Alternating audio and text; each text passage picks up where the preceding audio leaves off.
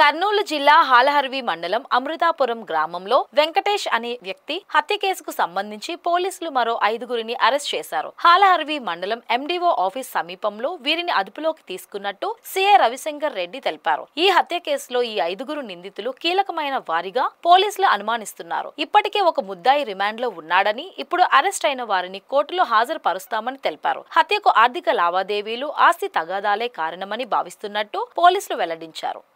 అతనికి సాయం తీసుకున్నాడు. అతను కూడా అతను చంపేదాంట్లో సాయం చేస్తానని చెప్పినాడు. తర్వాత వీళ్ళు 2-3 ప్రయత్నాలు చేసినారు.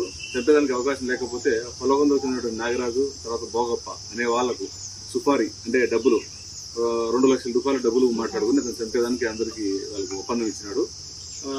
వీళ్ళకి వచ్చేసి అతని చనిపోయినటువంటి పెద్ద వెంకటేష్ యొక్క మూమెంట్స్ చెప్పడానికి నటరాజ్ గౌడు, తర్వాత అమృతాపురంలో ఈరన్న అనే వాళ్ళు కూడా ఉన్నారు. వాళ్ళు ఎక్కడ ఉన్నాడు పెద్ద వెంకటేష్, ఎక్కడికి వెళ్తున్నాడు ఏంటి అనేది పూర్తి సమాచారము సోమన్నకు చేరవేస్తే సోమన్న తర్వాత నాగరాజు, భోగప్ప అనే ముగ్గురు కూడా వాళ్ళ కోసం ప్లాన్ చేసి 20వ తేదీ నుంచి ప్లాన్ చేస్తే 25వ తేదీ పొలం దగ్గర రావడం జరిగింది.